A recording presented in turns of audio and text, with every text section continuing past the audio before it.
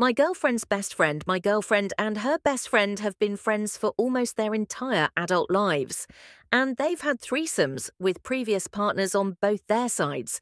Now, I didn't know this until recently, as my girlfriend mentioned this like a week or so before she asked me to if I wanted. Now, this may be where I messed up, but my immediate answer was, F no, I'm never doing that. I'm very monogamous, and I'll be honest, the idea of being shared or sharing simply grosses me out. I don't think it's morally wrong or anything, but it's just not for me.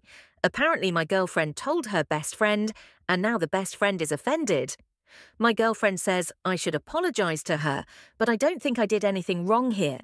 Maybe I could have used better words, but it's not like the best friend heard me. There's no consensus spot on the a-hole, but top comments were not the a-hole update post, March 11th, 2024.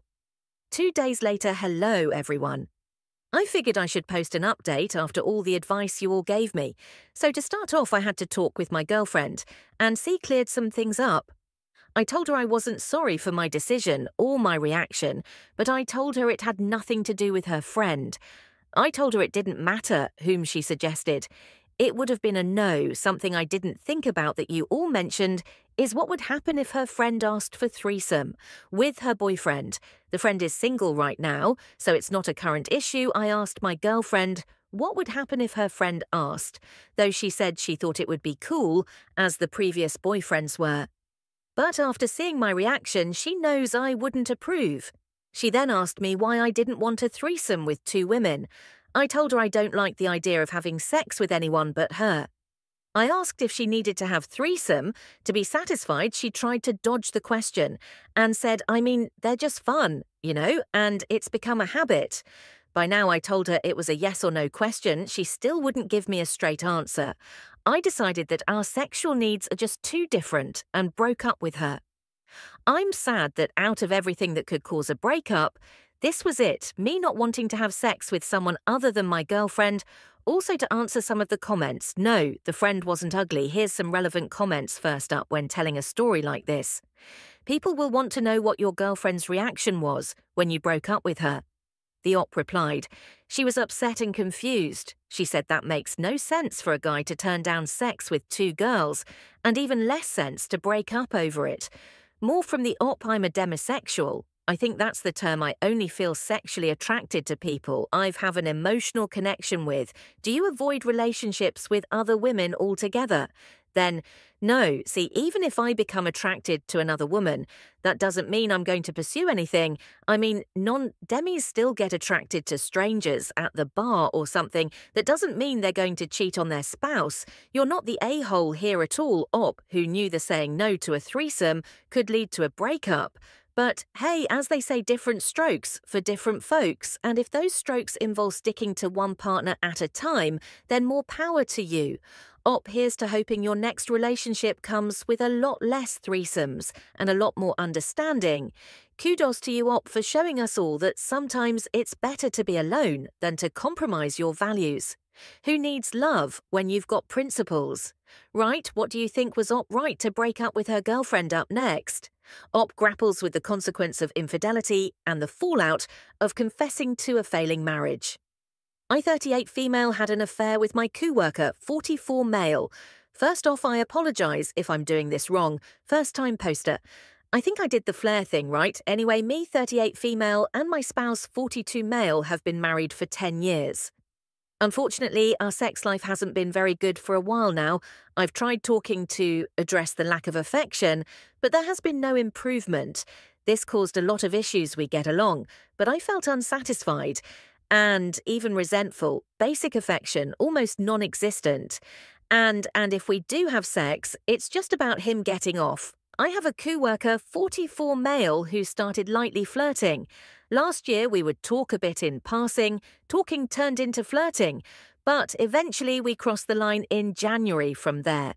It was an on and off affair. Obviously, this wasn't the right thing to do.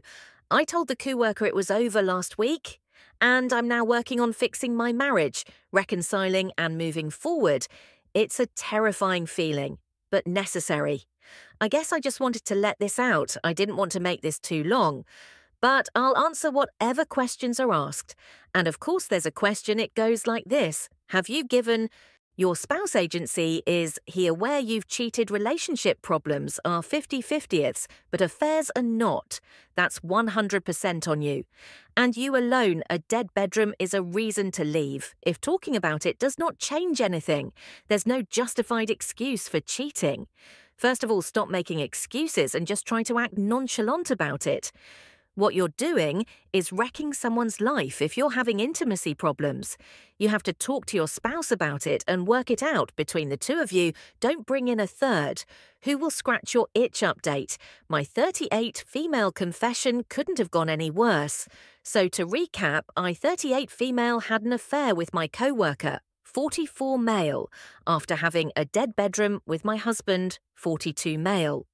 This had been going on for about 4 years. Felt like roommates. No affection, rarely sex, and it was just about him. Getting off, I cried, begged for him to come to Countin and tried fixing it any way I could. He brushed it off. Then I started an affair that's been going on throughout this year. No, I'm not excusing what I've done, just giving context to the road travelled.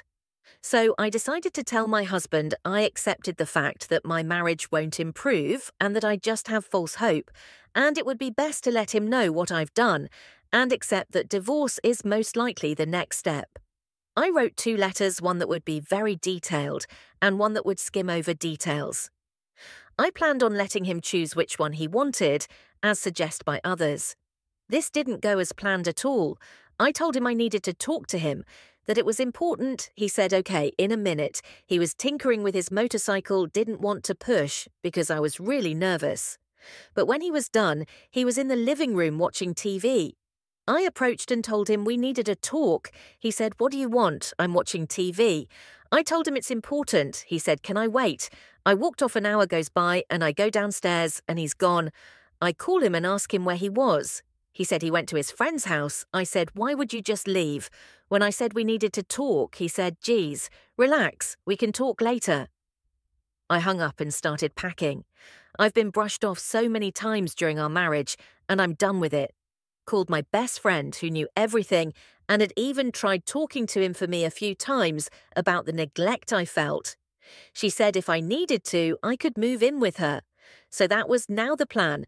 Husband gets back while I'm still packing and asks what I'm doing. I said I'm leaving. He said, "What the hell is your problem?" This is when I lost it again, not saying this is okay, but this shows the amount of anger and resentment that I have. I didn't realize just how much resentment I had built up. I don't yell, but I began yelling at the top of my voice. I'm effing done. I'm done being your effing roommate. I'm done begging you to show affection. I'm done begging to talk to you.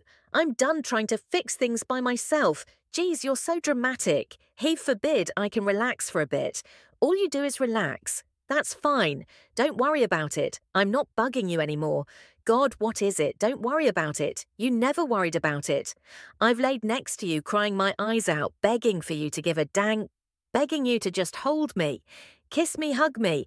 Hell, F me consistently. I've begged you to come to counselling or do anything that would show I'm not in this alone. Oh, here we go, boo-hoo. If you're so unhappy, how about you find someone else to screw around with? I have what, since January? Are you serious? Oh, now you care. Now that someone else has been doing what you were supposed to be doing, now you care. And boo-hoo. Right. The screaming match continued and I showed him the letters that I had wrote, but just said bluntly what I had been doing again. I never yell, but I lost it. This was years of frustration triggered by being brushed off. Yet again, my best friend showed up. We were still arguing, grabbed my bags and left. I was still going off in the car the entire ride. When we got to her place, I fell to my knees and started screaming. This isn't what I wanted, over and over, just completely broke, because this really isn't what I wanted. I was so beyond happy when we got married. We were so in love. I don't know why it changed, and at this point it didn't matter. It was dead.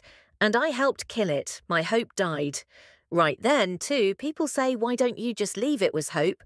As silly as you may think it was hope that things would change. Even when, it's unrealistic, you make yourself believe that maybe things can get back to where they were. I always felt guilty, but also always felt neglected, brushed aside and pushed away. This made me angrier than I realized. My best friend just held me and tried to calm me down. I napped, was so exhausted, emotionally felt sick and nervous about the argument, but there's no coming back from that. Went back this morning to grab the rest of my stuff. He made some sly comments which I ignored, just told him I would be staying with my friend permanently, but will continue paying my half of the bills until things are settled. Would be unfair to leave him, to pay everything he said. You're probably going to be staying with some guy. I just responded with whatever, bye. The reality is that I should have left a long time ago. Instead, I stay and became something I never wanted to be. But again, saying just leave is so easy until it's you in that situation. This was supposed to be forever. But nope. So yeah, that's my update. I apologise if this is long or unclear or anything. Also apologise if this is triggering. But again, just goes to show how bad things got. This is my reality. And now for some community feedback. First up, I get how leaving rather than cheating is easier. Most cheating is just the easier path. If we are being honest with ourselves, said than done, though millions of people do it every year. But it would be easier to be sympathetic if your affair partner wasn't married, even separated. He is still married. You got yourself a real crap show in your hands now, and pretty much everyone involved is crappy or has done crappy things, but we are all of us responsible for our actions. And you choosing to have an affair with a married man, separated or not, is a serious lapse in judgment and character. Hope. You choose your path forward with more consideration. I also wish you luck, because at the very least, now that the crap is exposed, you can all move towards being better people. Next comment. Not saying what you did was right, but telling your significant other you need to talk and then blowing you off means they don't care about you. You're both better off without one another. Try to move on and let him do the same. One more comment. Here's my problem. I know you said it was easier said than done, but the same confrontation you had with your confession is the same confrontation you should have had before you cheated. Easier said than done is a cop-out. You just did it. And now you have the cheater label for the rest of your life, and he will let everyone know you left him for another man. If he finds out who your married heir partner is, he will tell his wife as well. And now you just possibly ended 2 marriages.